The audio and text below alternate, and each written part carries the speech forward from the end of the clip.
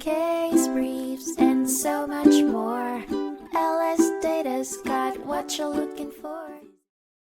In 2015, a landmark case was brought before the Massachusetts Supreme Judicial Court known as Commonwealth versus Asher that examined the parameters of reasonable force by a police officer during official duties. Officer Jeffrey Asher found himself at the center of this case after his altercation with an unarmed civilian during a traffic stop in Springfield turned violent. Asher, alongside officers Michael Cedergren, Theodore Troiolo, and Lieutenant John Bobianski, had stopped a black Honda Civic that was dragging its muffler. During the course of the interaction, Cedergren noticed a passenger, Melvin Jones, behaving suspiciously, prompting a call for backup.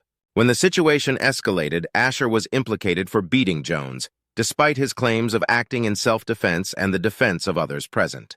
Despite Asher's protests, the jury found him guilty of both charges of assault and battery. Asher challenged the verdicts, pointing to the trial judge's failure to provide the proposed instruction on police privilege and resisting arrest, and claimed that his rights as a police officer to use reasonable force were not adequately represented.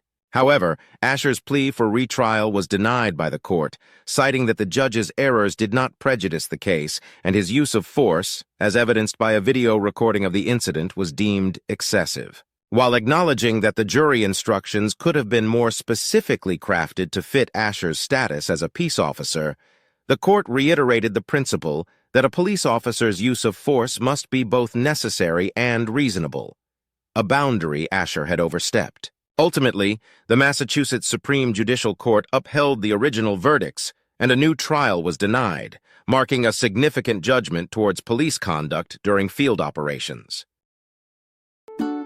Case briefs, and so much more.